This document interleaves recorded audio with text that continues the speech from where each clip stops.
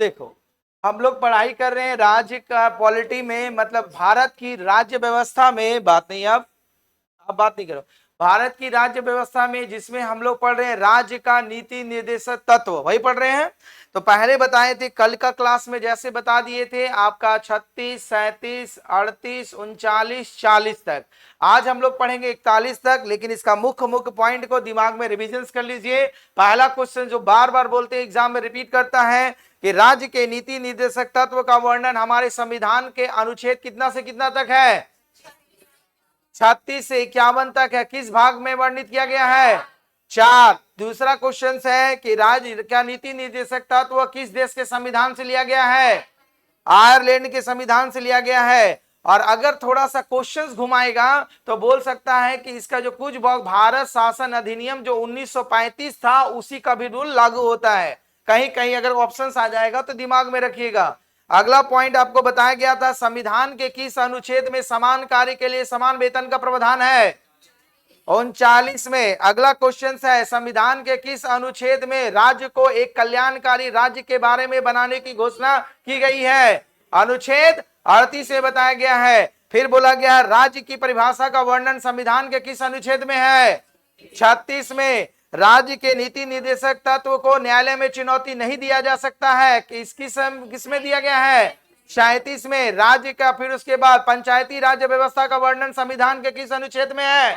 40। जो आगे चलकर आपका संशोधन 73वां संविधान संशोधन कितना आपका 1993 में, जिसे संशोधित करके अलग से पंचायती राज्य व्यवस्था बना दिया गया। यहां तक हम लोग पढ़ लिए थे। आज हम लोग पढ़ेंगे अनुच्छेद 41। ध्यान से समझिएगा, बहुत इंपॉर्टेंट है। और इसका अनुच्छेद देखो, अनुच्छेद 41 से बोला गया कुछ दशाओं में मतलब स्पेशल कंडीशन में काम, शिक्षा, लोक सहायता पाने का अधिकार। मतलब ये राज्य सरकार की जिम्मेवारी है कि जहां राज्य के लोग रहते हैं उसको काम दिया मुहैया कराया जाए, उसको शिक्षा मुहैया कराया जाए और कुछ लोक सहायता प्रदान किया जाए। ये राज्य सरकार का निर्भर करता है। तो राज्य ये सब कब सुविधाएं दिया जाएगा? जब उसके पास आर्थिक स्ट्रांग रहेगा तब तो। पैसा नहीं रहेगा तो कहां से काम देगा? आपको सहायता दिया जाएगा। तो इसीलिए बोला गया अगर कोई राज्य सरकार जो आर्थिक रूप से संपन्न है तो उस राज्य सरकार की जिम्मेवारी होगी कि वो वहां की जनता को उसे काम मुहैया कराए, शिक्षा मुहैया कराए, लोक सहायता करने का मतलब जैसे मान लो कि बहुत गरीब हो जाते हैं, वृद्धा पेंशन की योजना सुने होंगे नाम, विधवा पेंशन दिया जाता है। तो ये सभी लोक सहायता, जो विकलांग लोग होता है उसको आर्थिक सहायता दिया जाता है। तो लोक सहायता इसका मतलब ही हुआ लोक सहायता का मतलब राज्य में ऐसे लोग रहते हैं जो काम करने में सशक्त है, उनकी दशा को सुधारा जाए तो वहां लोक सहायता गवर्नमेंट के द्वारा प्रदान की जाती है। इसीलिए आप लोग सुने होंगे गांव में कि वृद्धा पेंशन दिया जाता है, विधवा पेंशन दिया जाता है, ये राज्य सरकार के द्वारा दिया जाता है। कॉन्सेप्ट समझ में आई बात? तो ये हमारे संविधान के अनुच्छेद कितना वर्णन किया गया है? कितना में 41। पूरा एनर्जेटिक में बोलिए। देखिए वही लिखा, जितना कहानी बोले वही बोला। राज्य अपने आर्थिक सामर्थ्य मतलब राज्य की जितनी शक्ति है, जितना उसका पास धन है, संपत्ति है, उसी का यूज करते हुए और विकास की सीमाओं के भीतर, मतलब विकास अपने राज्य का डेवलपमेंट करना है, उसके भीतर काम पाने, शिक्षा पाने, बेरोजगारी, बुढ़ापा, बीमारी आदि दशाओं में लोक सहायता पाने के अधिकार को प्राप्त कराने का प्रभावी उपबंध करेगा। मतलब ये राज्य सरकार की जिम्मेवारी होगी कि वहां की जनता को काम दिलवाए कुछ, ठीक, उसके शिक्षा पर ध्यान रखे, फिर लोक सहायता करवाए, मतलब जो आर्थिक रूप से कमजोर है अगर उसको आर्थिक सहायता कहे, जैसे चिकित्सा के क्षेत्र में, जैसे बुढ़ापा लोग, अब मान लो बहुत वृद्धा लोग हो गए, अब लोग तो काम नहीं कर सकते हैं, उसकी जीविका, उसका भी तो खर्च है। तो इसीलिए क्या किया गया? वृद्धा पेंशन योजना, मतलब जो 60 साल की उम्र पार हो गए हैं उसको सरकार की तरफ से एक मासिक सहायता दिया जाता है जिससे वो अपने जीविका का पालन कर सके। इसीलिए ये जो आएगी अनुच्छेद 41 के तहत आता है। और उसके बाद बीमारी, सपोज करो कि वृद्धा लोग बीमारी होती है, जैसे अभी सेंट्रल गवर्नमेंट के द्वारा आयुष्मान भारत कार्ड चलाया जा रहा है, उसी तरह राज्य सरकार के द्वारा भी सहायता चलाया जाता है बीमारी में, कि अगर कोई बीमार है तो अगर उसकी सहायता सरकार के द्वारा मुहैया कराई जाएगी। तो ये सभी जो आते हैं लोक सहायता के अंतर्गत आते हैं। किसके अंतर्गत? लोक सहायता के अंतर्गत, इसलिए पूरा एनर्जेटिक से पढ़िए क्योंकि पॉलिटी का हम लोग बहुत इंपॉर्टेंट सेक्शन पढ़ रहे हैं। यही है मौलिक अधिकार और राज्य का नीति निर्देशक तत्व, एकदम हर एग्जाम में क्वेश्चंस आएगा, मतलब आएगा, इसको आप काट नहीं सकते हैं टॉपिक को, इसलिए एकदम समझिए बढ़िया से। आप विश्वास रखिए कि कोशिश हमारी रहेगी कि इतनी अच्छी तरीका से पढ़ाने का कि आपको दोबारा रिविजन्स करना नहीं पड़े, एकदम फैक्ट याद रखिए, अपने से लिख सकते हैं, लेकिन कुछ कुछ डिस्क्रिप्टिव में कुछ संवैधानिक वर्ड होता है, उसको लिखना पड़ेगा आपको, समझ में आई बात। तो वही चीज आपको बोला गया है। तो जैसे बुढ़ापा, बीमारी, ये सब लोक सहायता के अंतर्गत में आते हैं। आपको राज्य सरकार काम मुहैया कराएगा, शिक्षा मुहैया कराएगा, वो हमारे संविधान के अनुच्छेद 41 में बताया गया है। अब देखो इसमें बताया गया है, देखो नोट करके लिख दिए हैं कि 15 अगस्त 1950 से प्रभाव में आया राष्ट्रीय सामाजिक कार्यक्रम। तो हमारे देश में राष्ट्रीय सामाजिक कार्यक्रम चलाया जाता है। तो ये जो आया, क्यों आया? क्योंकि हमारे संविधान में वर्णित था। तो ये संविधान में मतलब हर राज्य में लागू करने का प्रावधान था। तो हमारे सबसे पहले अस्तित्व में आया लोक सहायता के बारे में 15 अगस्त 1995 ईस्वी में। 15 अगस्त 1995 ईस्वी में इसका जो लोक सहायता का नामकरण कर दिया गया राष्ट्रीय सामाजिक कार्यक्रम। ये राष्ट्रीय सामाजिक कार्यक्रम ये होता है, बोला गया भारतीय संविधान के अनुच्छेद 41 के प्रावधानों को पूर्ति करता है। मतलब हमारे भारतीय संविधान के अनुच्छेद 41 में जो बताया गया है लोक सहायता, उसकी ये क्या करता है? पूर्ति करता है। क्यों? देखो राष्ट्रीय, देश स्तर पर सामाजिक, समाज का कार्यक्रम चलेगा। सामाजिक कार्यक्रम जितना होता है उसका विकास करना है, बुढ़ापा आना, बीमारी आना, शिक्षा, ये सभी के बारे में तो करता है। इसका उद्देश्य देखो लिखा हुआ है, गरीबों को सामाजिक सहायता उपलब्ध कराना है। वर्तमान में 5 प्रकार की योजनाएं चालू है। तो ये सामाजिक सुरक्षा कार्यक्रम के तहत जो 15 अगस्त 1995 में लॉन्च किया गया था, उसके अंतर्गत 5 तरह के कार्यक्रम अभी चल रहे हैं। उसमें देखो क्या है, पहला इंदिरा गांधी राष्ट्रीय वृद्धा पेंशन योजना। अब क्या होता है, जो भी गवर्नमेंट आएगी इसका नाम केवल बदलते रहेगा, लेकिन यहां से नाम नहीं बदलेगा। राष्ट्रीय वृद्धा पेंशन योजना चल रहा है। ये वृद्धा पेंशन मतलब क्या होता है, जितने 60 साल से चाहे महिला हो चाहे पुरुष हो, सबको समान 1000 रुपया या 1200 या 1500 जो मिलता है वो हर महीना उसको मिलता है। तो ये क्या है, हमारा सामाजिक कार्य के अंतर्गत है। दूसरा इंदिरा गांधी राष्ट्रीय विधवा पेंशन योजना। विधवा पेंशन मतलब जो महिलाएं विधवा हो जाती है उसके लिए भी हमारे समाज में व्यवस्था किया गया, हमारे संविधान के अनुच्छेद में मेंशन किया गया था। जो लोक सहायता, उसी को अब नया नाम, क्या नाम रखा गया है, राष्ट्रीय सामाजिक कार्यक्रम। ये कब लॉन्च किया गया था, 15 अगस्त 1995 को। अगला बोला गया है इंदिरा गांधी राष्ट्रीय विकलांग पेंशन योजना। विकलांग मतलब समझते हैं ना, जो हैंडीकैप लोग होते हैं, वो लोग कभी तो स्थिति नहीं होता है, काम नहीं कर पाएंगे, उसकी सहायता के लिए पैसा का प्रावधान किया गया है। आगे बोला गया राष्ट्रीय परिवार लाभ योजना। परिवार लाभ योजना कहने का मतलब, सपोज दैट उस परिवार में लोग रहते हैं, सब लोग बेरोजगार हैं, तो उसके लिए हम लोग को मनरेगा का प्रावधान किया गया है ना।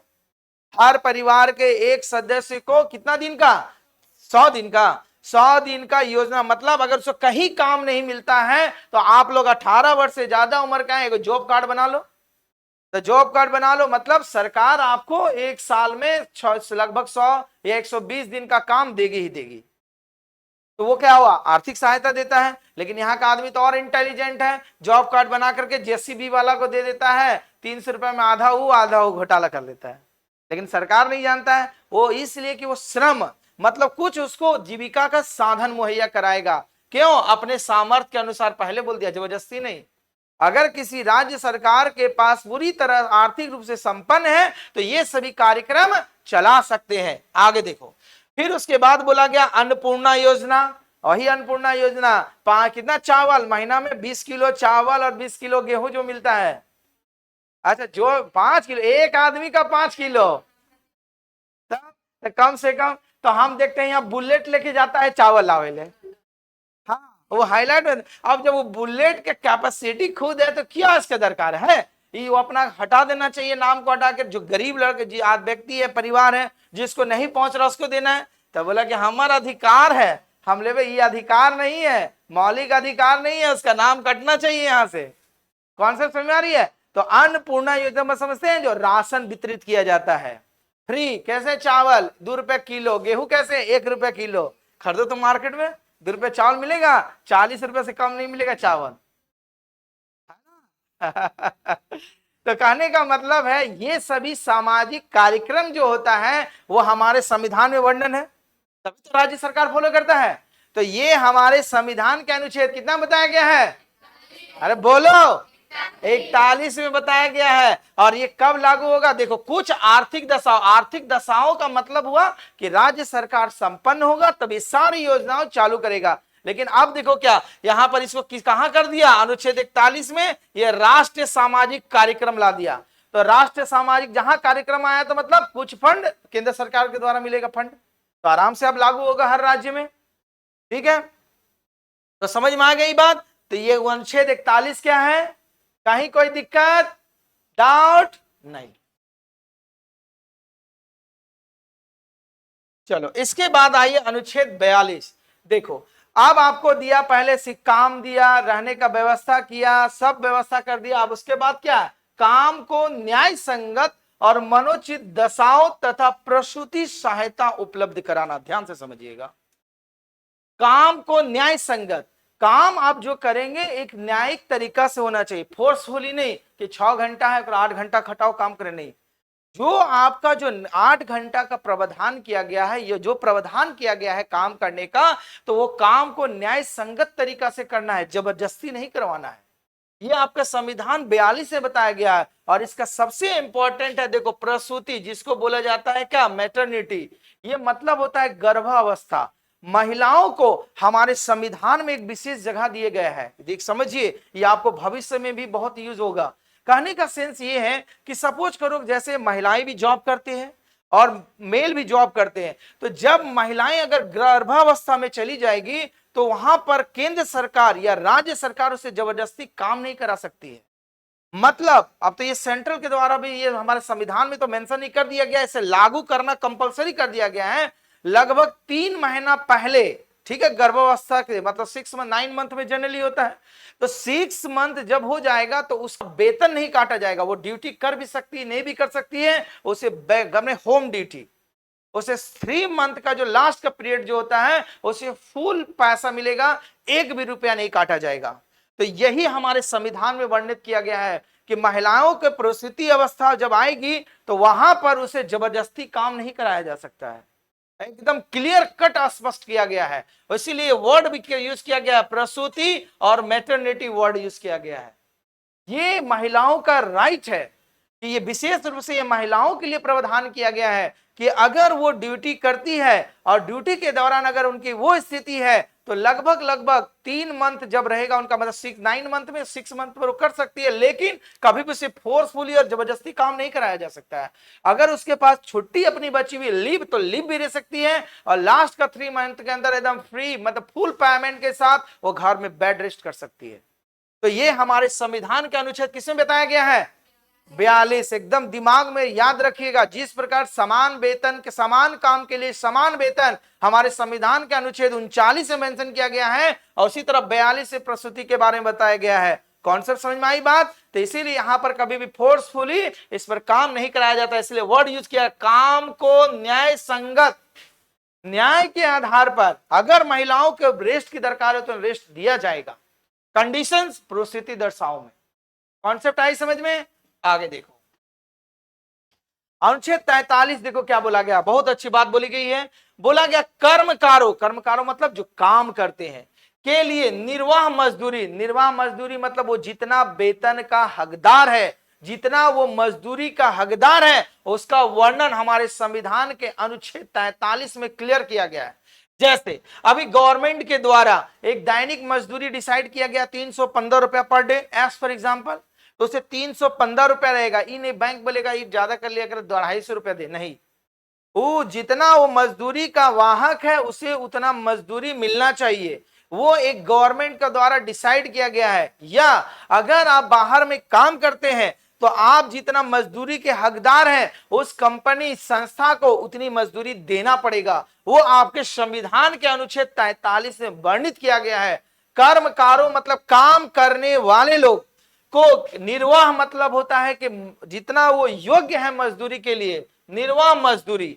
तो वही बोला गया, राज्य उपर्युक्त विधान के द्वारा कृषि, उद्योग और अन्य प्रकार के सभी कर्मकारों को कार्य, मतलब कर्म का मतलब काम करने वालों कार्य का निर्वाह मजदूरी, जितना वह मजदूरी के हकदार है, या शिष्ट जीवन स्तर और अवकाश का संपूर्ण उपभोग सुनिश्चित करने वाली काम की दशाओं तथा सामाजिक और सांस्कृतिक अवसर प्राप्त करने का प्रयास करेगा। साथ ही राज्य में ग्राम कुटीर उद्योग को वैधानिक अथवा सहकारी आधार पर प्रोत्साहित करेगा। समझिए, हमारे कुटीर व्यवस्था जो होता, कल बताए थे आपको, तो ये आपके संविधान के अनुच्छेद 43 में बता दिया गया है कि अगर कोई व्यक्ति काम करेगा, चाहे स्वेच्छा से काम करे, चाहे किसी कंपनी में काम करे, वो उसको जितनी मजदूरी का हकदार है उसे मजदूरी मिलना चाहिए। दूसरी नंबर पॉइंट, कुटीर उद्योग, राज्य सरकार का ये जिम्मेवारी है वो कुटीर उद्योग की प्रावधान करे। कुटीर उद्योग कल जैसे बताए थे, छोटी छोटी उद्योग की व्यवस्था करे। साथ ही देखो, ये जो होता है सहकारी आधार मतलब कोऑपरेटिव सोसाइटी, जनरली हम लोग बोलते हैं सहकारी विभाग। जैसे सपोज दैट कि आप कुटीर उद्योग लेना चाहते हैं तो सहकारी विभाग से बहुत कम पैसा पर, माने कम इंटरेस्ट पर लोन की व्यवस्था की गई है। तो सहकारी विभाग की आवश्यक व्यवस्था करेगा, इसीलिए वो राज्य सरकार डिसाइड करता है। ठीक है, हर राज्य में वो कोऑपरेटिव सोसाइटी बना होता है जहां से आपको बहुत कम लोन पर आप छोटे छोटे कुटीर उद्योग की कर सकते हैं। तो हमारे संविधान के अनुच्छेद 43 में एकदम क्लियर कट बता दिया गया है कि जो राज्य होगा वो कुटीर उद्योग को विकास का काम करे। राज्य में जितने भी लोग कामगार होंगे, चाहे वो काम करने वाले हो, किसी कंपनी में काम करने वाले हो, या अन्य उद्योग में या कृषि में भी काम करने वाले हो, उसे जितना मजदूरी का हकदार है उसे हकदार मिलना चाहिए। साथ ही उसका क्या बोलना चाहिए, जीवन स्तर में सुधार होना चाहिए। जीवन स्तर मतलब वो नहीं कि वो उसका जीवन स्तर जो था आज से 50 साल पहले, आज नहीं, उसको जीवन स्तर को कैसे सुधारा जाए उसका भी व्यवस्था हमारे संविधान के अनुच्छेद कितना में कर दिया गया है, 43 में। कॉन्सेप्ट समझ में आया? और आपको क्वेश्चन अगर पूछ दिया जाएगा कि हमारे संविधान के किस अनुच्छेद में राज्य सरकार का यह दायित्व दिया गया है कि वो कुटीर उद्योग की व्यवस्था करे, तो संविधान के किस अनुच्छेद में है, एकदम नहीं भूलिएगा। और प्रसूति का बस हिस्सा किसमें किया गया है, 42 में। ठीक है, याद रखिएगा। हाँ बोलो।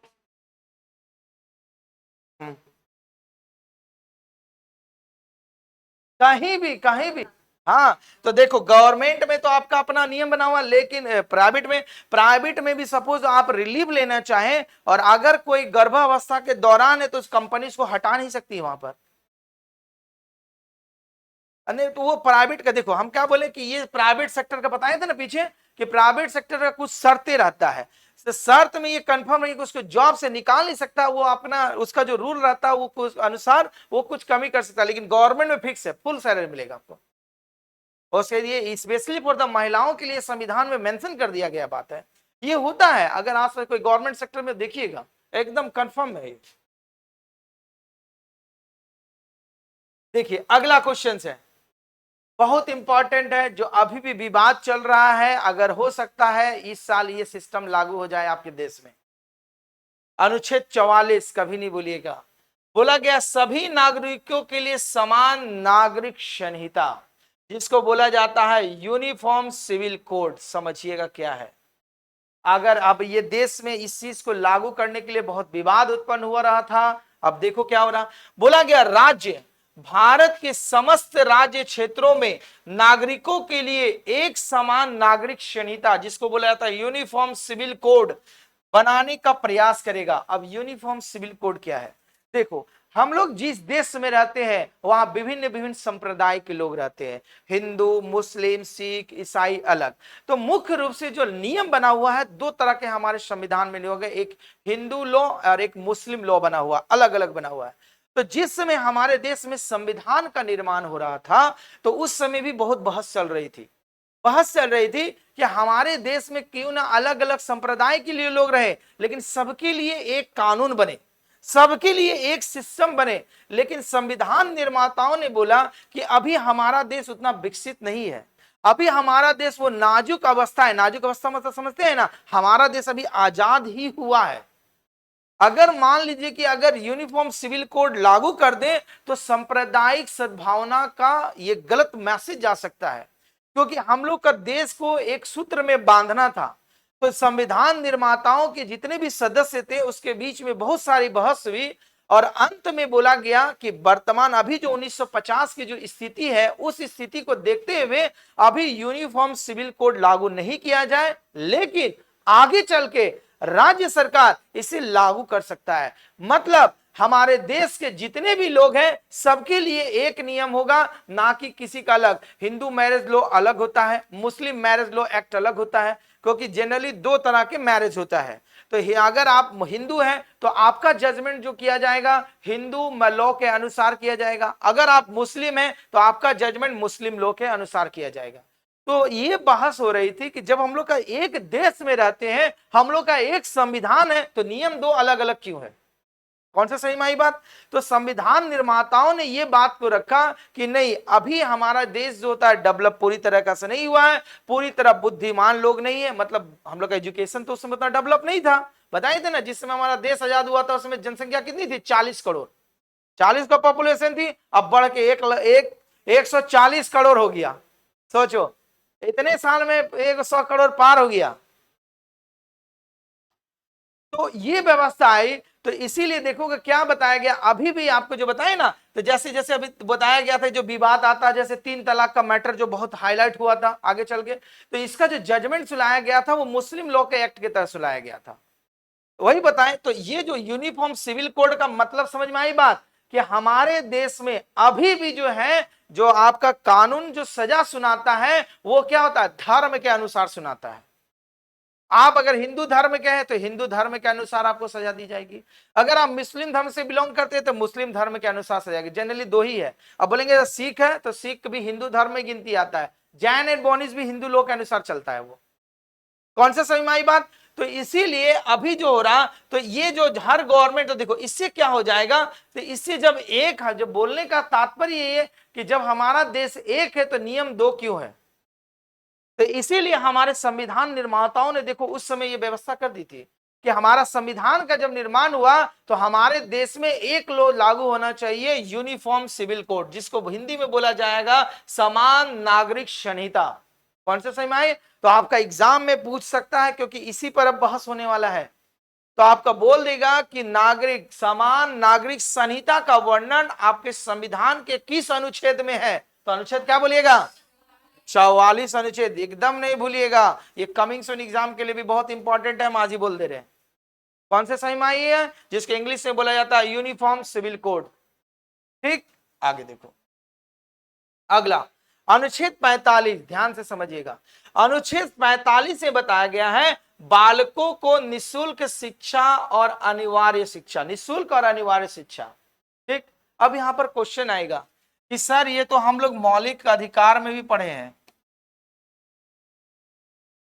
और डीपीएसबी में पढ़ रहे हैं, directive principle of state policy, मतलब राज्य के नीति निर्देशक तत्व में, ये दोनों जगह मेंशन कर दिया। बताएं तब फॉलो क्या करेंगे एग्जाम में? अगर दोनों जगह पूछ दिया तब, क्योंकि मौलिक अधिकार में है ना निःशुल्क शिक्षा का अधिकार, 14 कितना 6 से 14 साल तक का, और ये संविधान के किस अनुच्छेद में है?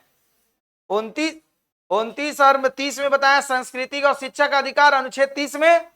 ठीक, तो मौलिक अधिकार में भी अनुच्छेद में है और राज्य के नीति निर्देशक तत्व में। तो आप सुनिए, जिस समय मौलिक अधिकार ये जनरली था जो आपको राज्य में निःशुल्क शिक्षा का अधिकार 14 वर्ष से था, वो पहले राज्य के नीति निर्देशक तत्व में था, राज्य का नीति निर्देशक तत्व में था। तो जब आपका 86वां संविधान संशोधन किया गया तब क्या हुआ? ये अधिकार आपका यहां से खत्म हो गया। मतलब ये कहां शिफ्ट हो गया? आपका मौलिक अधिकार में। तो राज्य का नीति निर्देशक तत्व का ये 45 नंबर कॉलम तो खाली हो गया। तो सरकार ने क्या किया? तो वहां क्या किया? देखिए, राज्य का अनुच्छेद 30 में मेंशन किया गया है 6 वर्ष से लेकर के 14 वर्ष की आयु को निःशुल्क शिक्षा का प्रावधान किया गया है। तो वहां तो 6 वर्ष से था। तो आपका जब 86वां संविधान संशोधन 2000 में नहीं हुआ था, तब तक जो शिक्षा का अधिकार जो था आपका राज्य का नीति निर्देशक तत्व में था। तो जब आपका 86वां संविधान संशोधन कर दिया गया तो अब क्या हुआ, अब ये चला गया मौलिक अधिकार में। तो अगर आपका पूछा जाएगा निःशुल्क शिक्षा का अधिकार, अब 1 साल से 6 वर्ष तक की बालक के आयु का निःशुल्क शिक्षा का अधिकार, उसका भरण पोषण का अधिकार, वो आपके राज्य के नीति निर्देशक तत्व में चला गया। इसीलिए आंगनबाड़ी, पोषाहार, 1 साल के 6 साल के जो बच्चा का होता है व्यवस्था, इसकी जिम्मेवारी कहां किया गया है, राज्य सरकार के अधीन किया गया है। और वो आपके संविधान का अनुच्छेद कितना मेंशन है, 45 में। कॉन्सेप्ट समझ में आई बात। मौलिक अधिकार और डीपीएसपी में क्या डिफरेंस चला, जब तक 86वां संविधान संशोधन नहीं हुआ था, तब तक 14 वर्ष की आयु तक निःशुल्क शिक्षा का अधिकार का था आपका राज्य का नीति निर्देशक तत्व। जब 86वां संविधान संशोधन 2000 में हो गया, तो अब यहां से पूरा उठ गया, तो यह जगह खाली हो गया। तो इसमें अभी प्रावधान किया गया है 1 से 6 साल तक के बच्चों को निःशुल्क शिक्षा और उसके पोषाहार की व्यवस्था। देखिए क्या लिखा होगा, राज्य को सभी बच्चों के लिए तब तक शुरुआती देखभाल और शिक्षा की व्यवस्था करने के लिए प्रयास करना होगा जब तक वह 6 वर्ष की आयु प्राप्त नहीं कर लेते हैं। सही बात। तो ये क्या कर दिया गया, ये खाली था, वैकेंट था 45वां अनुच्छेद, तो इसमें बोल दिया गया मतलब जब तक वो 6 वर्ष की आयु, तो वही आंगनबाड़ी में वही ना होता है, 2 साल का बच्चा 3 साल को भेज दो। देखो कितना सरकार फंड देता है, क्योंकि याद रखिए जब आपका ये संविधान के अनुच्छेद में है तो फंड मिलेगा ही मिलेगा सेंट्रल गवर्नमेंट के द्वारा, लेकिन यूज नहीं होता, मिस यूज होता है। तो कहानी, और वही क्या होता है मॉडर्न जमाना में, प्ले स्कूल, जाओ प्ले स्कूल में बच्चा को भेजो, 3 साल में बैठा हो, लगेगा 4000 रुपया। प्ले स्कूल समझते हैं ना, कितना 2.5 साल में खाली स्कूल भेज देना है उसको, और कुछ नहीं, खाली खिलवाएगा और आएगा, झिलवा झिलाएगा, ये कराएगा, एबीसीडी तो बस देखभाल करेगा 4 साल तक, और लेगा 3-3, 4-4 हजार रुपया महीना लेगा, महीना। तो उसी का नाम बदल लिया कौन जी, प्ले स्कूल। बस प्ले स्कूल में वही है, फिर उसके बाद प्ले स्कूल तक वही एलकेजी तक पढ़ेगा, खूब ज्यादा आता, 2 साल तो पढ़ता है, नर्सरी, एलकेजी और केजी, 3 साल। देखो तो क्यों, क्योंकि गार्जियन के पास उतना टाइम नहीं, आज का जीवन बेचते हैं, तो कहा प्ले स्कूल कहाँ है, डाल दो। मतलब एक मॉडर्न ट्रेंड, मतलब क्या होता है, देखभाल का, समझ में। वही प्ले स्कूल यहाँ पर हमारा संविधान में पहले मेंशन था, खाली मॉडर्न तरीका से आपको प्रस्तुत किया जा रहा है। ठीक है, कहने का मतलब मायदा वही है, प्रेजेंटेशन चाउमीन खाली बदल गया आकार है ना। घर में वही रोटी बोलते थे, रोटी खाते हैं, आकार बदल गया है। ठीक, हाँ, खाली आपके सामने प्रस्तुति हो गया। तो हमारे संविधान निर्माताओं देखो कितना इंटेलिजेंट था, कभी क्या ये सब कल्पना था, सोचो तो वो लोग कितना गॉड गिफ्टेड थे ना होगा, तो कितना वो लोग किस स्थिति में पढ़ाई किया था ब्रिटिश टाइम में, और कितनी दूरदर्शिता थी। आप लोग दूरदर्शिता सोच सकते हैं, आगे तो सोच भी नहीं करते कि हमको कोई एग्जाम पास करना है, इतना आगे का दूरदर्शिता नहीं सोचते हैं। इसलिए मूड हुआ तो पढ़े ले चल दिए, मूड हुआ तो नहीं पढ़े चल दिए। दूरदर्शिता, ये तो सोचो लोग कितना दूरदर्शिता था, अपना लिए नहीं देश के लिए सोचा था, वही लोग ना था अच्छे सच्चे देशभक्त नेता, वही लोग को ना माना जा सकता है कि उन्होंने अपना लिए कुछ काम किया। उन लोगों ने जितना नियम बनाया, अनुच्छेद को बनाया, अध्ययन किया, सब हमारे देश की जनता को दिया। आज को कोई सोचता है इतना, कोई नहीं सोचता है। अभी तो सबको इसी को मॉडरेट रूप में प्रेजेंट करता है। तो कॉन्सेप्ट समझ में आया। अनुच्छेद 45 क्या है, अनुच्छेद 45 में बालकों को निःशुल्क और अनिवार्य शिक्षा, लेकिन उम्र कितना से कितना, 6 वर्ष की आयु तक। 6 वर्ष से 14 वर्ष जहां चला जाएंगे, अनुच्छेद 30 में चला जाएंगे, जो आपका मौलिक अधिकार है, संस्कृति और शिक्षा का अधिकार। कौन से सही में आई। तो लेकिन ये अगर पूछ दिया गया 78 मतलब 86वें संविधान संशोधन के द्वारा, अगर बोल दिया 86वें संविधान संशोधन से पहले शिक्षा का अधिकार 14 वर्ष से था, जैसे ये संविधान संशोधन कर दिया आयु घट गया कितना, 6 साल, मतलब जन्म से लेकर के एकदम 6 वर्ष की आयु तक उसको निःशुल्क शिक्षा मिलेगा और उसकी देखभाल किया जाएगा। तो अनुच्छेद 45 समझ में आया, कोई दिक्कत नहीं। आइए अनुच्छेद 46, अब देखो ध्यान से समझोगे। इसमें बोला गया अनुसूचित जातियों व जनजातियों तथा अन्य दुर्लभ वर्ग को शिक्षा, अर्थ मतलब होता है इनकम, आय संबंधी प्रावधान। जैसा कि जानते हैं कि हम लोग को देश में विभिन्न लोग के रहते हैं, जिसमें क्या होता है, एससी आते हैं, एसटी आते हैं, ओबीसी आते हैं, जनरल कैटेगरी, आमतौर पर इसी भाग में विभाजित किया गया है, ठीक। और एक होता है इकोनॉमिकली, माने आर्थिक रूप से जो कमजोर वर्ग, एक नया अभी 10% गवर्नमेंट ने आरक्षण दिया, तो हाँ ईडब्ल्यूएस, उससे अलावा। तो कहने का मतलब ये हुआ कि हमारे संविधान के अनुच्छेद 46 में एकदम स्पष्ट लिख दिया है। क्या लिखा गया है? जो अनुसूचित जाति वर्ग के आते हैं, जनजाति आते हैं, या अत्यंत दुर्लभ बहुत गरीब लोग हैं, मतलब इसके अलावे भी बहुत सारे गरीब जनजाति लोग में आते हैं, तो वो लोग गरीब है, उसकी शिक्षा और अर्थ मतलब आय, इनकम का व्यवस्था की जाए। ये राज्य सरकार का जिम्मेवारी दिया गया है कि राज्य सरकार अनुच्छेद 46 के तहत अनुसूचित जाति, जनजाति और जितने भी दुर्लभ लोग हैं उसकी शिक्षा और आय और इनकम का व्यवस्था करे, एकदम स्पष्ट लिखा हुआ है। क्या देखो, राज्य अनुसूचित जाति, अनुसूचित जनजाति तथा अन्य दुर्लभ वर्गों को शिक्षा और अर्थ संबंधी हितों का विशेष रूप से सावधानी से अभिवृद्धि विकास करेगा और सामाजिक अन्याय और सभी प्रकार के शोषण से उसकी रक्षा करेगा। सामाजिक अन्याय कहने का मतलब, सपोज करो आप लोग तो बहुत अभी अच्छा जगह में रहते हैं, अभी भी हमारे देश का झारखंड में बता देते हैं ऐसा ऐसा जगह है, ऐसा ऐसा भी जगह पर चले जाओगे ना, अभी गवर्नमेंट का उसका कोई योजना ही नहीं पहुंच पाता है, वहां नहीं पहुंच पाता है, उन लोगों को पता भी नहीं है क्या होता है ये सब गवर्नमेंट का प्लान। अभी भी उसको दादा परदादा जो पूर्वज वंशज जिस तरीका से रह रहे थे आज भी उसी तरीका रह रहे हैं। बिरहोर जाति का नाम सुने हैं? सुने हैं ना? उन लोग का डेवलप अभी तक नहीं हुआ है, और वो लोग अभी भी क्या, उन लोग का मनोवृत्ति, गवर्नमेंट इतनी प्लानिंग कर रही है, झारखंड की हम बात कर रहे हैं, उन लोग का डेवलपमेंट अभी नहीं हो पा रहा। क्या होता है कि उन लोग को योजनाएं नहीं, जो जो कुछ कुछ जानकार वही, नहीं तो 90% अभी भी उन लोग पीछे हैं, उन लोग का डेवलप नहीं हो पाया है। क्या योजना? उन लोग का अपना जीवन शुरू से सीधा पेड़ पर रहना, जंगल झोपड़ी बना के रहना, उसी तरह जो जीवन था वैसे चल रहा है।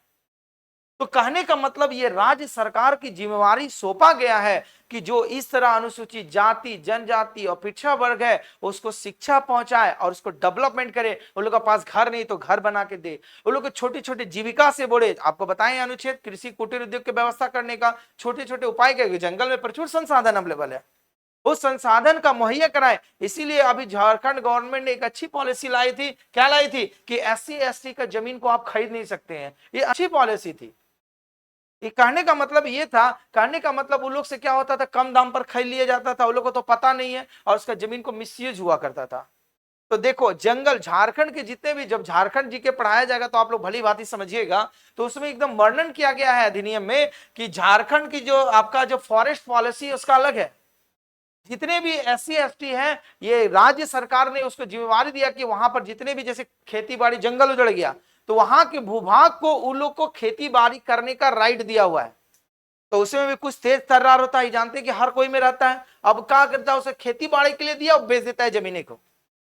हाँ बेच देते, उसको दिया खेती बाड़ी करो, अपना जीविका को सुधारो। तो बोलता नहीं कि 100 गो में 10 गो कोई तेज तर्रार निकल ही जाएगा, बोलता अरे मिल गया हम लोग सरकार से, फ्री बेचो ना पहले। इसीलिए झारखंड सरकार ने बैन लगाया था कि SC/ST के जमीन को खरीद नहीं सकते हैं, ठीक है। तो उसकी अलग बात करेंगे। तो इसका मतलब अनुच्छेद 46 का मतलब समझ में आया?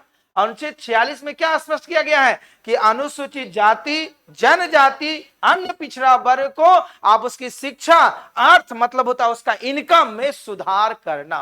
कौन सा समझ में आ गई बात? आगे देखो अनुच्छेद 47, समझिएगा ध्यान से। बोला गया है पोषण हार स्तर और जीवन स्तर को ऊंचा करने तथा लोक स्वास्थ्य में सुधार करने के संदर्भ में राज्य सरकार का कर्तव्य होगा।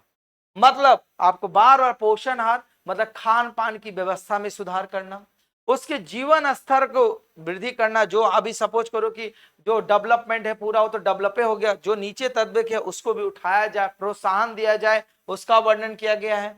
और लोक स्वास्थ्य मतलब जो बेसिक आपका ट्रीटमेंट है, चिकित्सा सुविधा, वो मुहैया कराने का वर्णन किसकी जिम्मेवारी को सोचा गया है? राज्य सरकार की जिम्मेवारी में सौंपा गया है। तो वही बोला गया, राज्य लोगों के पोषण स्तर, जीवन स्तर को ऊंचा करने, लोक स्वास्थ्य को सुधार करने में अपने प्राथमिक कर्तव्य, देख लीजिए प्राथमिक कर्तव्य मतलब होता है प्राइमरी ड्यूटी, जिसको बोलते हैं हम लोग अभी पढ़ाएंगे आपको मौलिक कर्तव्य। तो मौलिक कर्तव्य के अंतर्गत में रखा गया, मतलब ये मुख्य जिम्मेवारी है राज्य सरकार का। फंडामेंटल ड्यूटी जिसको बोलते हैं, इसका अगला टॉपिक पढ़ाएंगे आपको फंडामेंटल ड्यूटी में। तो इसका प्राथमिक जिम्मेवारी होगा कि इन राज्य के लोगों का उसे खान पान में सुधार करे। इसीलिए क्या होता है, अच्छा चलो इन लोग क्या होता है, चावल दाल तो खरीदता है, फेस्टिवल आ गया चीनियों बांट दो, बांटते हैं ना चीनी, कि वो लोग भी बनाया जाए उसको पोषण आहार को सुधार करने के लिए।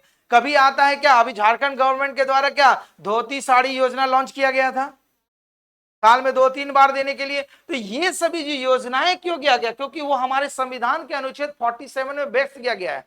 राज्य के नीति निर्देशक तत्व में स्पष्ट कर दिया गया है कि राज्य सरकार इन सभी बातों को ध्यान करे, और ये जो शामिल किया गया है वो फंडामेंटल ड्यूटी में, मतलब मौलिक आपका जो कर्तव्य है उसको किया गया है, क्योंकि स्पष्ट रूप से कर दिया गया। देखिए, स्वास्थ्य के सुधार को अपने मौलिक कर्तव्य, उनका जो फंडामेंटल राज्य सरकार की जो ड्यूटी है उसमें ये शामिल करे, इसको करना ही है। कौन सा समझ हमारी बात, तो बोला गया। और मादक, देखो मादक पेय और स्वास्थ्य के लिए हानिकारक औषधियों को औषधीय प्रयोजन से भिन्न उपयोग का प्रतिषेध करने का प्रावधान किया गया है। मतलब आपका राज्य सरकार का जिम्मेवारी होगी, जो मोटा भान है शराब पर प्रतिबंध लगाना, और राज्य सरकार का जिम्मेवारी सौंप दिया गया है। वो संविधान के किस अनुच्छेद में है, मतलब जैसे बिहार में अभी नशा मतलब शराब पर पूरी तरह बैंड है, तो ये राज्य सरकार का दायित्व है कि वहां पर मादक पदार्थों के सेवन पर बंदी लगा सकता है। इस पर कोई हस्तक्षेप पब्लिक नहीं कर सकता। काहे लगा सकते हैं, क्यों, क्योंकि उसका मौलिक अधिकार नहीं है, राज्य का नीति निर्देशक तत्व है। तो इसी अनुच्छेद 47 का प्रयोग करके राज्य सरकार बोले नहीं, पूरा झारखंड में पेय पदार्थ मतलब मादक पदार्थ पर पूरी तरह बंदी लगा दिया जाए, तो लगा सकता है, उस पर कोई आंदोलन नहीं कर सकता है। सही माई बात एकदम। देखो और क्यों, क्योंकि इसकी स्वास्थ्य सुधार होगा। क्योंकि अगर आप मान लीजिए, जो देखो क्या होता है, आप देखिए जनरली क्या होता है कि जितने भी मिडिल या प्रत्येक दिन दिहाड़ी या मजदूरी करने वाले क्या होते हैं, ये जरूरी भी है, आप इसका यूज समझिए थोड़ा सा। करने का सेंस है, सपोज दैट वो 300-400 रुपए कमा के आएगा, 300 रुपए का वो दारू पी जाता है और घर में जाके 50 रुपए थमा देगा, कैसे चलेगा जीवन। हाँ डेफिनेटली देखिएगा, रिक्शा चलाने वाला, ये कराने वाला, छोटा छोटा मार दिया, अरे बहुत थकावट लगता है, भाग उधर घटक गया, अपने तो पिया, दूगों को और पिला दिया, है ना, और शौक के लिए लेके जाएगा, झाल मुड़ी चना अपना घर में दे देगा, बच्चा लोग को लुभा देगा। तो कहने का मतलब उसका आर्थिक स्थिति कैसे सुधरेगा। अगर ये बंद लगा दिया जाए पेय पदार्थ का, ये हम देखे हाल, ये तो पढ़ा रहे ऑनलाइन नहीं बोलेंगे, आप देखिएगा जितनी भीड़ दूध के दुकान पर नहीं होती है, उससे ज्यादा भीड़ शराब के दुकान पर मिलेगा आपको।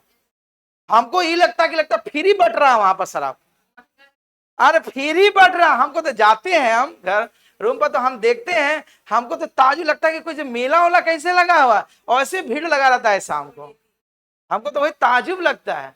लेकिन बोलेगे 1 किलो दूध खरीद के पियो, नहीं पैसा नहीं है, लेकिन शराब पीने के लिए कहां से पैसा आ जाएगा पता नहीं लोग के पास। और ये प्रभाव स्टूडेंट लोग का भी ऊपर लागू है। त्योहार में अगर कोई भी क्या हुआ, अगर कोई फेस्टिवल चल रहा, जब तक वो नशा नहीं करता तो वो डांस नहीं करता, ये का लॉजिक है। डांस का, अरे लड़का पर नहीं गर्ल्स पर भी लागू है। लड़की लोग नहीं शराब को पिया करती है नशा, वो लोग भी करती है, ऐसा नहीं, वो लोग छुप छुप के करती है, वो लोग छुप छुप के अपने लॉज में सिगरेट और बीड़ी फूकने लग जाती है। हाँ, इंजीनियर वाला में तो और देखते हैं, अरे ये हजारीबाग में ही हम देखे, लॉज में क्या था, उधर देख रहे, उधर करके फूक रहा खिड़की का बालकोनी से। हम बोले वाह, गर्ल्स लोग इतना प्रोग्रेस हो गया है, लड़का लोग नहीं, और एक पैकेट फूक दिया, वो लोग कौन टेंशन है, वो लोग का दिल टूट जाता होगा, इसीलिए फूकते रहता है, कम भुलाने के लिए, है ना। सब मूवी में गाना भी बहुत सारा बना हुआ है, ठीक है। तो अनुच्छेद जो होता है 47, याद रखिएगा, कौन सा अनुच्छेद 47। तो हमारे संविधान के अनुच्छेद 47 में किस पर निषेध है, शराब पर। किस पर निषेध है, शराब पर। और शराब जब पीना आदि बंद करेगा तो उसका आर्थिक स्थिति भी सुधार होगा, पोषण पर भी ध्यान देगा, स्वास्थ्य भी बदलेगा। कौन सा सीमाएं, तो इससे इंपॉर्टेंट लाइन वही मादक पदार्थ पर निषेध, मतलब राज्य के नीति निर्देशक तत्व के अंदर अनुच्छेद 47 के तहत शराब पर पाबंद लगा सकता है राज्य सरकार। देखो बिहार जैसे भी राज्य हमारा पड़ोसी राज्य है, अभी बैंड लगा हुआ है, देखो वहां स्थिति सुधर गया, बहुत सुधर गया। हाँ, झारखंड का तो शायद ही यहाँ पर लागू है। यहाँ तो बोलता है कि हमारा मौलिक ड्यूटी है, फंडामेंटल ड्यूटी है। झारखंड तो इसीलिए तो पकड़ाता है ना, पूरा बॉर्डर पर सील होता है। वो यहाँ तो इसलिए कि यहाँ बैंड लगा नहीं सका, बहुत डिफिकल्ट है, लेकिन लगाना चाहिए, क्योंकि जब तक लगेगा तब तक वो लोग का देखो, शराब पीना से क्या होता है, ओनली नॉट फॉर द ये, उसका बौद्धिक शक्ति का भी हनन होता है। आप सही तो शरीर नुकसान हुआ तो बौद्धिक विकास हुआ, बीमारी तरह तरह का बीमारी देखिएगा। समय से पहले वो उसका देहांत हो गया, जीना था 60 साल, 30 साल में अब बोला हम बाय बाय टाटा करते हैं अपने जीवन को। ठीक है, तो याद रखिएगा अनुच्छेद 47। ठीक है, आगे देखो अनुच्छेद 48 समझिएगा। अनुच्छेद 48 में कृषि और पशुपालन का संगठन, मतलब हमारे राज्य में कृषि व्यवस्था देखो, ये बहुत अच्छे अच्छे टॉपिक अभी आपके सब मिल रहे हैं, पहले पूरा पढ़ दे रहे हैं फिर डिटेल में समझा दे रहे हैं। बोला कि राज्य कृषि और पशुपालन को आधुनिक, आधुनिक मतलब मॉडर्न बनाए। मॉडर्न बनाने का मतलब पहले हम लोग बैल से जुताई करते थे, अब ट्रैक्टर की सुविधा, अब ट्रैक्टर किसान के पास नहीं है तो कहां, उसको कृषि लोन मुहैया कराए, केसीसी बोलते हैं, कृषि लोन मुहैया कराए, कृषि के संसाधन बांटा जाए। वो होता है, अभी भी होता है। आप अगर कृषि लोन लीजिएगा तो जहां ट्रैक्टर 10 लाख में वहां 3 लाख में मिल जाएगा। तो क्या सब्सिडी दिया जाए। अभी देखो गांव में क्या सोलर प्लेट वाला सिस्टम चल रहा है, अगर आपका गांव है, कुआं है, नलकूप है, तो वहां पर आप पूरा 1-1, 2-2 बीघा में सोलर प्लेट की व्यवस्था कीजिए, सिंचाई का साधन मुहैया करा जा रहा है। तो वही हमारे संविधान के 48 से मेंशन किया गया है, कृषि और पशुपालन की सुविधा। मतलब राज्य सरकार जो हमारा कृषि होता है उसको सुधार करे। अब तो जानवर तो बहुत कम देखने को मिलते हैं, सब जगह ट्रैक्टर आएगा, अब हर आदमी ट्रैक्टर खरीद सकता है नहीं, तो उसको सब्सिडी दिया जाए जिससे वो ट्रैक्टर है, और ट्रैक्टर अभी छोटा वाला एक ट्रैक्टर चला हुआ है, एक आदमी लेके जुताई कर देता है, तो वो खरीदिए, सब्सिडी उसमें मिलता है। वो सरकार द्वारा जहां 1 लाख का है वहां 85,000 में आपको मिल जाएगा, 50,000 सरकार आपको सहायता देगा। तो मॉडर्न करेगा तब तो कृषि का विकास होगा, क्योंकि हम लोग का देश क्या है, कृषि प्रधान देश है। याद रखिएगा, भारत एक कृषि प्रधान देश है। तो बोला गया राज्य कृषि और पशुपालन को आधुनिक वैज्ञानिक प्रणाली से संगठित करने का प्रयास करना, और विशेष रूप से देखो गाय और बछड़ों तथा अन्य दुधारू वाहन पशुओं के नस्लों के परिरक्षण और सुधार के लिए उसका वध का प्रतिनिषेध करना है। समझ लीजिए, ये हमारे संविधान के अनुच्छेद 48 में एकदम क्लियर कर दिया है, गाय और दुधारू जानवर का वध करना एक अपराध है। मतलब गाय की हत्या करना एक अपराध है, लेकिन हम लोग का देश में अभी भी होता है। तो हमारी बात जैसे, इसीलिए हमारे संविधान का अनुच्छेद 48 में एकदम क्लियर कट देखिए लिखा हुआ है, दुधारू गाय बछड़ों तथा दुधारू जानवरों की सुरक्षा करना अनिवार्य है। अगर उसको कोई हत्या करता है तो उसके खिलाफ कानूनी कार्रवाई किया जा सकता है, और ये जिम्मेवारी राज्य सरकार की है। तो राज्य सरकार कहीं इग्नोर करता है। देखो यूपी में तहलका मचा दिया है, वहां पर पूरा कंट्रोल कर दिया गया है। ठीक है, तो ये किसकी जिम्मेवारी है, राज्य सरकार की। तो कृषि और पशुपालन में सुधार का जो व्यवस्था करेगा, आप नए नए इक्विपमेंट लाइए, सुधार करवाइए, और पशुओं पर वध, विशेष रूप से गाय और दुधारू जानवर है उसका वध करना निषेध है। वो संविधान के अनुच्छेद 48 में स्पष्ट किया गया है। याद रहेगी बात। देखो नीचे में लिया गया है, अनुच्छेद 48 क में राज्य पर्यावरण संरक्षण और संवर्धन और वन्य जीवों की रक्षा का भी प्रयास करेगा। इसी के अंतर्गत में बना गया, जैसे अभी देखते हैं जंगल जाइएगा, लकड़ी काट के लाइए, आपको फॉरेस्ट वाला पकड़ लेगा, लगा देगा अनुच्छेद 48। क्यों, क्योंकि ये राज्य सरकार का जिम्मेवारी है 48 का। तो पकड़ता किसको है, वो गरीब लोग को, जाएगा जलावन के लिए जाएगा ओकरे पकड़ेगा, और बढ़िया बढ़िया लकड़ी लेके जाएगा ओकरा नहीं पकड़ेगा, उसको नहीं पकड़ेगा। छोटा छोटा किसान लोग को टांगिए लेता है, पकड़ लेता है, टांगी होंगी हाँ ले लेगा, टांगी हाँ ले लेता है, और सब बोलता है पकड़, या फॉरेस्ट गार्ड लो, हाँ फॉरेस्ट गार्ड का बहाली होगा, आप लोग भी टांगों की नहीं छीनिएगा, कम से कम बेचारे लोग गरीब है। ठीक है, उसको समझाइए जाइए, लेकिन वही लोग पकड़ेगा, जो पूरा का पूरा एकदम सप्लाई करता है उसको नहीं पकड़ेगा। ट्रक का ट्रक जंगल खाली कर दिया है, बनाए ना पुष्पा मूवी, बनाए ना, चंदन का लकड़ी गायब कर दिया है, तो उसको पकड़ पाता है नहीं। हम तो पुष्पा है ना मूवी बनाया था, तो उसी का आधार बनाया था। जो पुष्पा मूवी क्यों बना था, जंगल का आपका है, तो अनुच्छेद 48 का वो हनन कर रहा था। मान लाल चंदन का तस्करी केले है, बीच में एकदम पूरा एकदम प्लांट बसेले है, इधर देख रहा कि रहिए नहीं लकड़ी। झारखंड में भी कुछ नहीं जंगल बचा, पता है ना, झारखंड का जंगल खाली है। हजारीबाग को बोला जाता है बागों का सर। कौन बाग बगीचा हजारीबाग में है? हजारीबाग का मतलब जी इतिहास पढ़िएगा, बोलेगा बागों का शहर, है ना। तो क्यों बाग है? कहीं तो बाग ही हमको नहीं दिखा। ये नेशनल पार्क है तो उसमें लगता है कि कुछ है ही नहीं बचा हुआ। हिरन, हिरन तो ऐसे दिखा, इसे खतरनाक तो खुला जंगल में मिलेगा, नेशनल पार्क में कुछ है ही है। तो किस संविधान का अनुच्छेद 48? वन का संरक्षण किस अनुच्छेद के तहत? कृषि का विकास किस अनुच्छेद के तहत? गाय और पशुओं की सुरक्षा किस अनुच्छेद के तहत? याद रहेगी बात। आओ 49 राष्ट्रीय महत्व। छोटा छोटा टॉपिक है, खत्म कर देंगे क्योंकि 2 दिन से बेटर है कि एक दिन आज खत्म कर दे 51 नंबर तक। बोला गया राष्ट्र महत्व के स्मारक। स्मारक मतलब जो आपका धरोहर है उसकी सुरक्षा करना। स्थान वस्तुओं का संरक्षण मतलब बोला गया राष्ट्रीय महत्व के घोषित कलाकारों तथा ऐतिहासिक अभिरुचि वाले प्रत्येक स्मारक स्थान वस्तु का विरूपण, विनाश, रक्षण तथा निर्यात को संरक्षण करने के लिए बाध्य है। जैसे ताजमहल, आगरा का ताजमहल, वो तो हमारा संपत्ति धरोहर है। अगर उसको संरक्षण नहीं करता तो आप जाते ताजमहल का सामने फोटो खिंचाते? नहीं खिंचाते। और नहीं खिंचाते तो अपने स्टूडियो में तो ताजमहल पीछे का लगाओ जी। हाँ, ताजमहल का सामने खड़ा है, वहां नहीं जा पाए आगरा तो यही खिंचा लेते हैं। और तो मोबाइले से ताजमहल लगा देते हैं, इधर फूल लेके खिंचाते रहते हैं, चेंज तुरते बैकग्राउंड चेंज, ताजमहल आ गया। मॉडर्न जमाने में वो खत्म हो गया। तो ये क्या है? जितने अनुच्छेद 49 में बताया गया है कि हमारे देश की जो धरोहर है, स्मारक हो, स्थान हो और जितने भी वस्तु उसकी सुरक्षा करने का दायित्व राज्य सरकार को सौंपा गया। किसको सौंपा गया है? राज्य सरकार का। जैसे अभी हम लोग का सीतागढ़ में हजारीबाग का कितना बौद्ध का मूर्तियां मिली थी, कितना आता था, आगे संरक्षण करता तो यहाँ टूरिज्म डेवलप नहीं होता, डेवलप नहीं हो सकता था। कहा किया? एक बार चोरी हुआ, उठा के सब पटना संग्रहालय भेज दिया। अगर मान लो कितना खरीदा, आप फंड रहिए, आपका अनुच्छेद में मेंशन है, अनुच्छेद 49 में कि आप संरक्षण कर सकते हैं, लेकिन सीतागढ़ को गायब कर दिया। तो आप जो जाते कहां, कौन हिल, होंडरू फॉल, कुछ है ये नहीं है। ऐसा फॉल देखिए झारखंड में जगह जगह पर फॉल है। कहा? वो तो गांव का बच्चा ऐसे देखता है कि पानी गिर रहा, झंडा गिर रहा।